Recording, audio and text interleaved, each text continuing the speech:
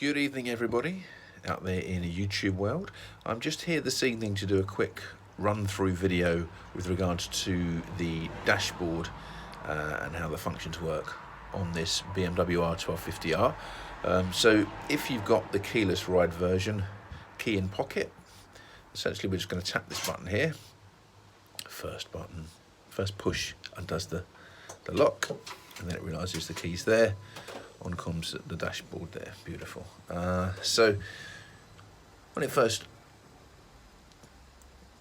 powers on, you can see the gear, you can see which is just, the gear is neutral, you can see what ride mode we're in, you can see all of the functions here with regards to the menu. So at the moment it's showing the bar, and it won't show anything because the bike's not on and running. Those figures only turn on once the bike's running and the wheels are turning, and then the sensors work.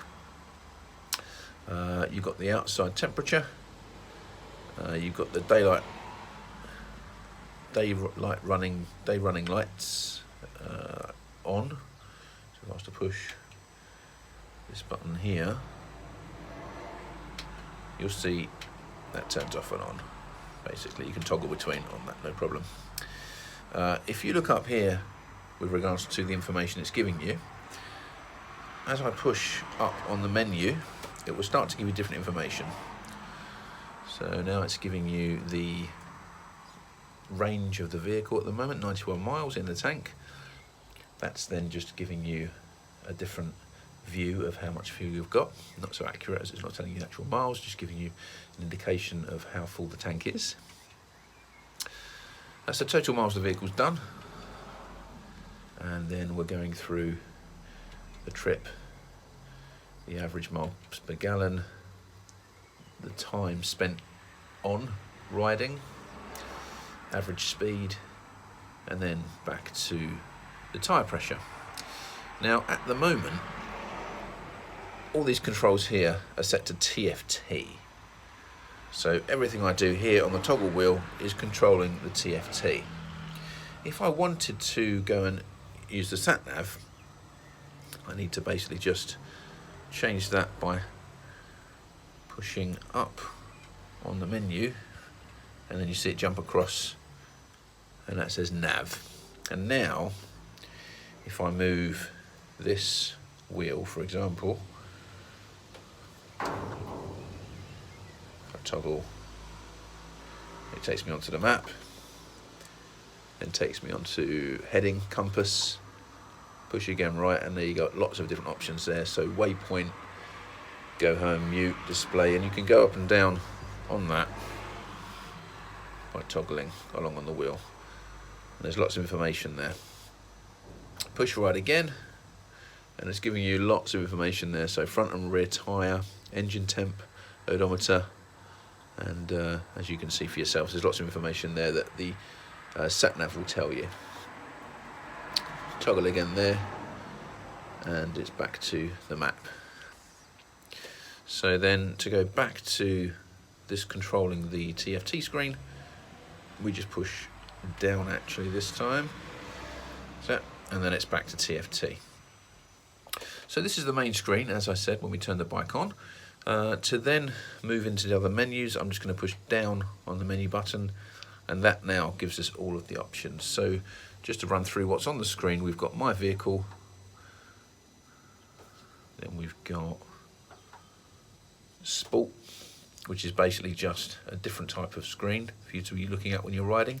I'll just show you now. If I push down on the menu button, and there you can see you've got still miles per hour, still gear, you've still got the time, the ambient temperature, you've still got the mode that you're in, and you've still got the information up the top with regards to your bar. But it's basically then concentrating on the revs. You've got a lean angle there, and other information to do with the braking and the DTC system. I would imagine that this is really more geared towards if you're on a track day. So to come out of that, I'll then push up on the menu, and now I'll just toggle across to the other points where we have navigation, which isn't on at the moment because my phone's not connected to the bike at the moment. Then we've got media, phone, and again this all connects when I connect my Bluetooth to the motorbike's TFT Bluetooth. And then the final menu at the back is settings. So again, to go into that settings, I'll just push down on the menu. And now I'm going to use the toggle wheel to go up and down. So you've got vehicle settings, system settings, connections, display, information, and reset all. And to go into these menus, further deeper into the menus, you'll simply toggle right, and there you go. You've got deeper menu there, alarm setting, RDC, with regards to that, the lights, auto daytime lights on, hill start control, which is a really good feature on the bike actually. It's really useful. I've used it a couple of times when going down a steep hill or up a steep hill with a bit of load on. Shift light off and on. I typically don't like to be told when I need to shift up and down, so I turn that off.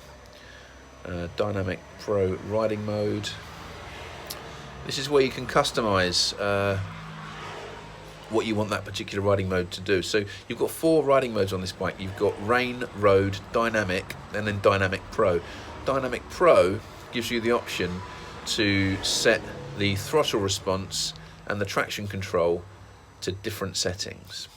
So you can have, for example, the engine set to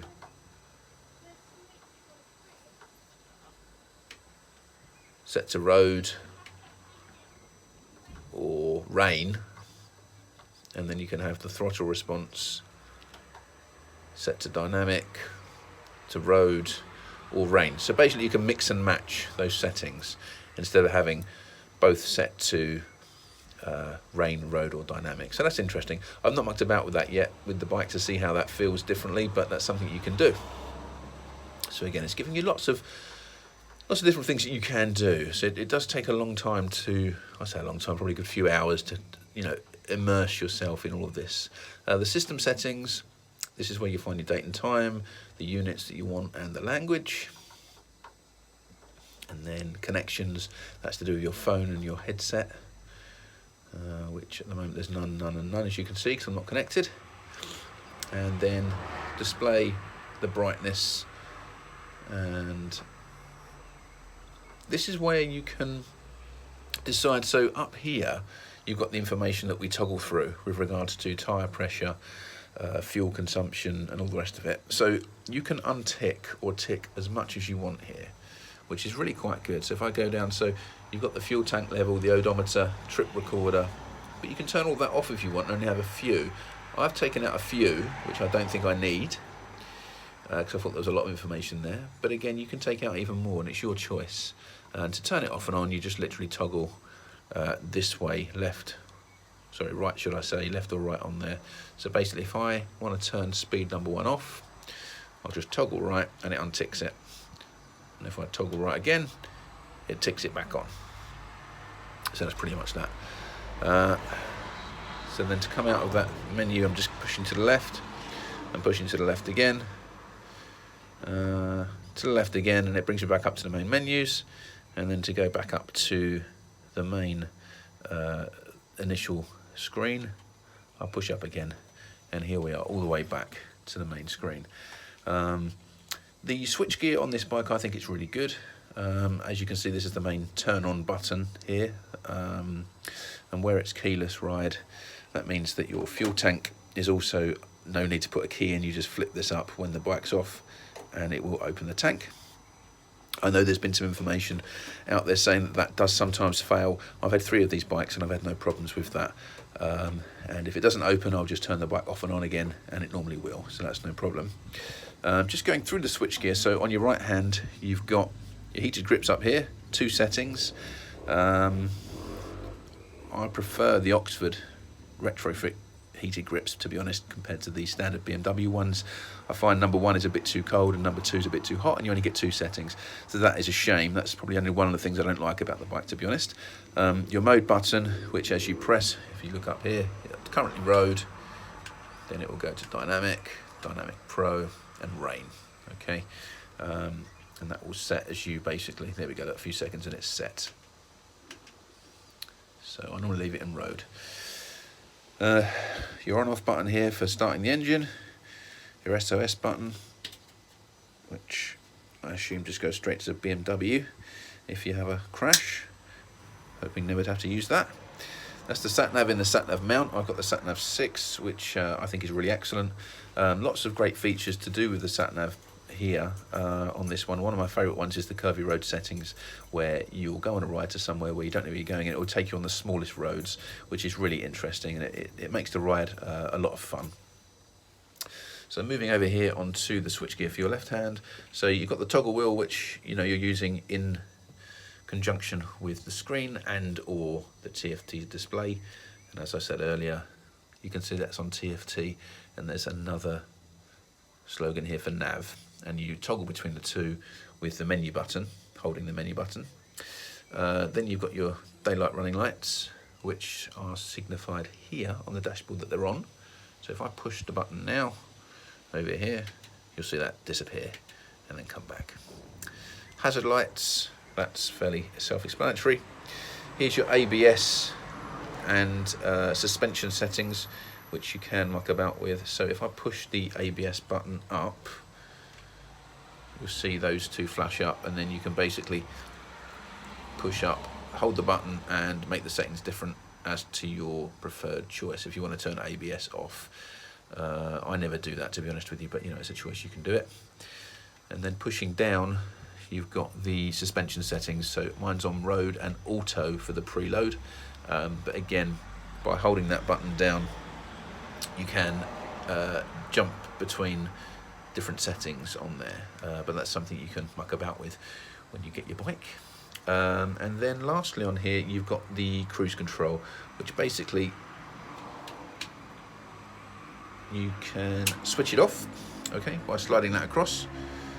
I've always got it on, I always use it. That was a bit loud, wasn't it? Blimey. So anyway, so that's in the on position, and then essentially when you're riding, to set it, you just hold this button here and it will set for you. And then once it's set, if you push forward a little bit, it will go faster, pull back, it'll go slower. That's pretty much it for the switchgear. Clutch lever, the clutch is really smooth on this bike. It's really good. And obviously on the other side, you've got the front brake. The brakes are excellent on this machine. Brembo brakes and calipers. Yeah, I have absolutely no problem stopping. I think that's a really good setup for the bike. Considering that it's over 200 kilograms wet, the brakes do a really good job. So anyway, that's really just a very quick run through for you. If you've got any questions or comments, please post below, give me a like, and of course by all means subscribe to the channel, and I'll be putting in as much new content with regards to the bike, kit, and rides out as soon as I can. Until then guys, stay safe, ride safe, and thanks very much for watching. Cheers, bye bye.